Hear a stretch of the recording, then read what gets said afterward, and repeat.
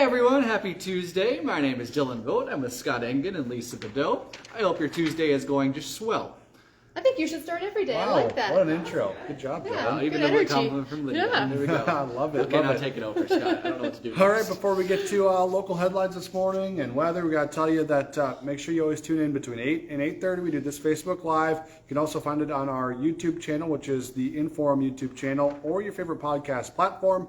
Just go to inforum.com/podcasts and look for the InForum Minute to find us anytime you'd like. That's why Scott does it. He's a professional. Okay. Okay, and you are our weather professional, Yes. so give us the forecast for today. Yeah, light snow is falling right now. All right, some spots are some drifts on some roads. I was looking at DOT cam in Biddeford. There's definitely some pillow drifts over the road, and that band of snow just crossed I-29. So there's probably some tricky travel there. Just something to keep in mind if you're out traveling this morning, going to work, whatever you may be doing. That will slowly push its way off to the east. Accumulations usually less than an inch, half inch, but enough with that piling up in the spots. You can see why roads are a little bit tricky in some spots this morning. Wind switching in the south, the northwest, but really not going to do a lot to our temperatures. Temperatures in the middle 20s, similar to yesterday, cloudy. And yeah, it's pretty much the day in a nutshell. A nice, another warm day. Nice. Warm for January day. Talked about that this morning. Mm-hmm. We haven't really had a very cold day yet in January. Yeah, if you but don't feel worry. like it's been nice, it really has been. It has been. But the cold is coming. Yeah. Next week, there's 1, 2, 3. There's like 5 days in a row below zero temperatures in this 10-day. So It won't last forever, the mild weather. no, it will not. I know. I Darn. wish it could.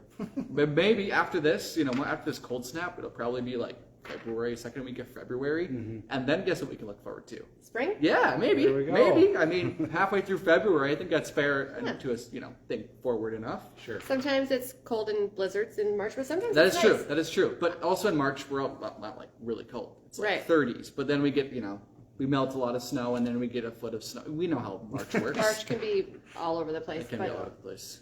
So all right.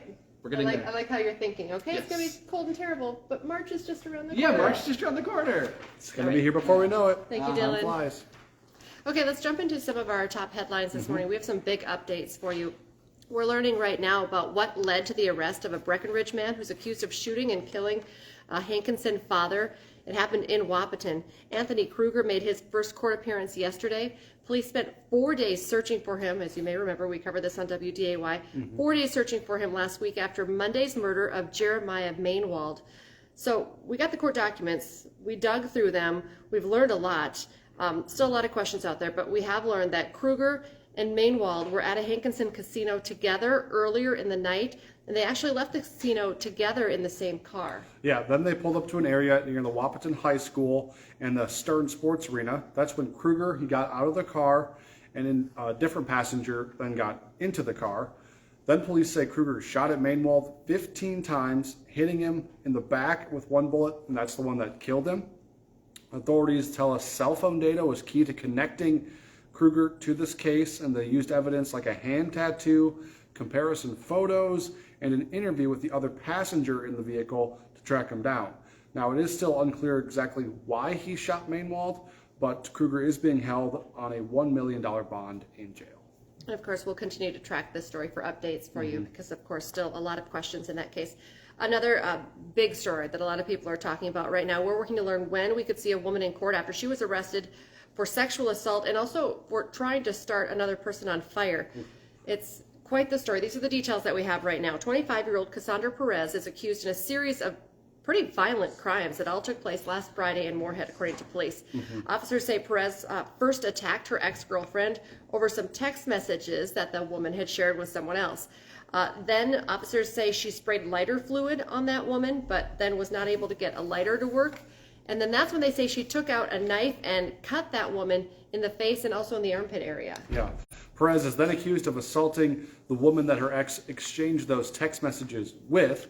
Perez forced her to get into a car, took her to a different apartment complex in Moorhead. Once they arrived, Perez allegedly told that woman to, quote, pick a room to die in before allegedly sexually assaulting her. The victim was able to escape out of a bathroom window and then called police. Perez now faces kidnapping, sexual conduct, domestic assault, and attempted murder charges in this case. And right now, a man is facing a long list of charges, including arson, terrorizing, and assault on a police officer after a fire in a South Fargo apartment. Firefighters were called to a building on 10th Avenue South in a neighborhood not far from the Walmart on 13th Avenue just after 6 yesterday morning. The caller said they could smell smoke. Crews later figured out it was coming from an apartment unit right next to the laundry room, but the man living there wouldn't let them in. Police say when they showed up, they actually had to tase 39-year-old Hector Bonilla to arrest him. He was taken to the hospital to be evaluated for smoke inhalation, and then he was taken to jail. All right, new this morning, we now know the names of 2 people who died in a crash in McHenry County. It was a car accident we were reported on, I believe, yesterday. We now know that 32-year-old Rob Labonte was driving south on Highway 52 just north of Velva when he crossed the center line, hitting 41-year-old Christopher Brewer head on. Both Brewer and Labonte were taken to local hospitals where they eventually died. Today, just a week after the North Dakota Senate voted to kill a bill that would have fined people for using transgender pronouns, well, now they're holding a hearing on more GOP-backed gender-related bills. Right around 2:30 this afternoon, the Senate will hear 3 different proposals. One, to ban and criminalize gender-affirming treatments and surgeries for transgender minors. Another that would prohibit transgender girls and women from taking part in K through 12 and also college sports with girls and women. And the last proposal they're looking at is aimed at restricting transgender people from using bathrooms that align with their gender identities. And of course, we'll have WDAY crews following everything that's happening at the state capitol on these proposals. Yeah, that's for sure. All right, we're also working this morning to learn what led to a deadly accident involving a train.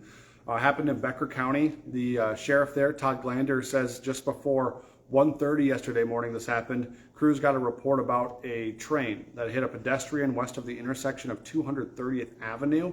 If you don't know where that's at, that's just north of the Forest Hills golf course between Detroit Lakes and Audubon. Emergency crews found that person dead there, and they have not released the person's name. It still remains under investigation exactly what happened with that situation. Sad case. Much lighter note, our first news, Bachelor watching team bonding is still on. It's off to a rocky start. Exact words from Dillon right there. So Lydia is a big Bachelor fan. She's telling us we should all watch it and then we can discuss it together. I agree. And guess what? Who was the one person who watched it? Me! And I don't even care. I don't understand The Bachelor at all. Sorry to all Bachelor fans, but... Well, okay, here's the deal, though. It was Dylan's birthday yesterday. If Yeah. you watch, you remember. And we were celebrating you. And so we were kind of tired last night. And so... yeah, because and don't worry, the birthday boy just goes all night long. No sleep for you. No sleep, it's fine. But So- I watched The Bachelor, and But that we're was still just- we're still efforting. I will watch it. I just need to watch it in increments. I don't and even know then- what I'm watching. It's just... was I your- never watched... What? What was your biggest takeaway from your first episode? Can you anything? Do you remember anything? I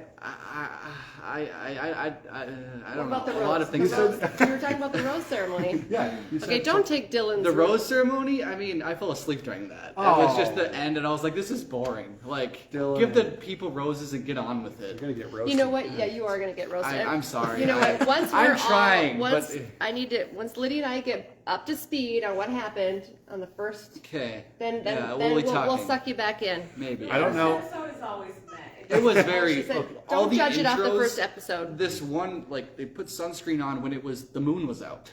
I saw What? I saw a clip of I think The Bachelor and then one of the women doing the gritty. I thought Yeah, that she's was the, kind of that was the funny. one from Fargo. Sorry, spoilers, but anyways. Oh, well, that's a good I segue into what did- we're going to talk about. Yeah, no, okay, well, so we do, spoiler alert, Yeah, if you haven't spoiler watched alert. yet. We're not going to spoil the whole thing because we know some people record and watch Complains later. about it, but has specific- He's like, I don't remember I what happened, complained, but but I then he's watched very it. It's specific like- about It's lots like of- an English class. You had to read a book that you didn't like. I watched a show that I didn't like, and now I'm coming back with a report that nobody I else feel did. like we should save this because I feel like in like 1 month or he's going to be He's like going to be hooked. Yes, he's And going to if be he's hooked. talking And about that it- will be like, remember when it took you a while to get in on this? Okay, so spoiler alert.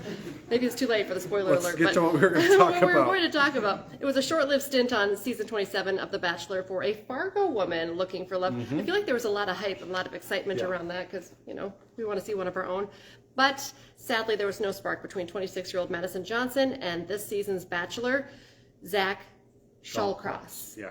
So her journey appears to be over. She was the first Fargo woman to be part of the show.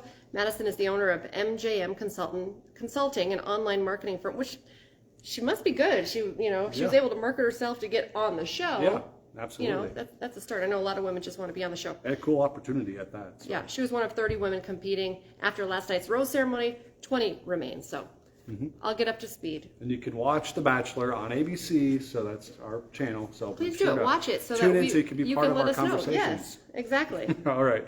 Let's go to some national headlines this morning. A Senate committee is going to take up the issue of concert ticket sales after the debacle that plagued the rollout of Taylor Swift's upcoming tour. If you remember that was a whole thing. I know you were personally impacted, Lisa. Emotional experience for you. In the story we ran this morning, a fan was just crying, and we all kind of laughed. I was like, I can relate. But anyway, senators are going to be looking into whether Ticketmaster has too much control of the ticketing industry.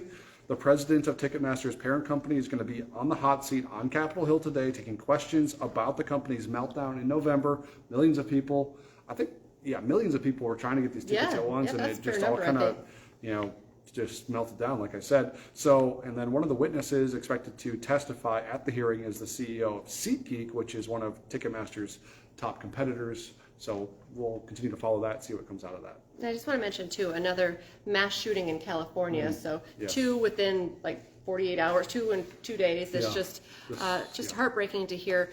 We do know that suspect has been taken into custody. We had a pretty incredible video on First News this morning of that man being taken down by officers. So we're expecting to hear more information on that. That one happened in the San Francisco area. The previous one happened near LA. Los Angeles. So still not great. Tough, not good tough stuff. news. Go ahead. I was going to say, what's next? Hot Mic with Dom Izzo is coming up. So that's 9 to 11 this morning on WDAY Extra, also on InForum.com. So check that out. I was reading a little bit this morning. It's like the ongoing, and I don't know if he's going to talk about this today, or maybe he already did, the whole why are players leaving, the whole portal, whole thing, and what's the reasoning. So that's just another reason to go to InForum.com as well. Also listen to Dom, because they really have great breakdowns with our Bison zone and what's going on. You think the football season's over? It's not. We're still talking about who's staying, who's going, all that good stuff. So check that out, InForum.com, and of course tune in to Dom Izzo from 9 to 11. Yeah, and don't forget, for your first 3 months, you can get a 99-cent subscription to InForum.com with an all-access pass, where you can access all those great articles like you were just talking about the Bison, as well as your local headlines and weather. So make sure you do that. You just got to go to InForum.com/subscribe. Take advantage of that deal. Okay, and we'll be back 11 o'clock. Dylan will be back with a forecast tracking that snow today, even more snow coming up on Thursday, and that really cold weather coming up this weekend that nobody wants to think about. So that's at 11 this morning, then 4, 5, 6, 9, and 10. And tomorrow morning, we'll be back with you from 5 to 7 every weekday morning. Thanks for waking up with First News. Have a good day, folks. Bye-bye.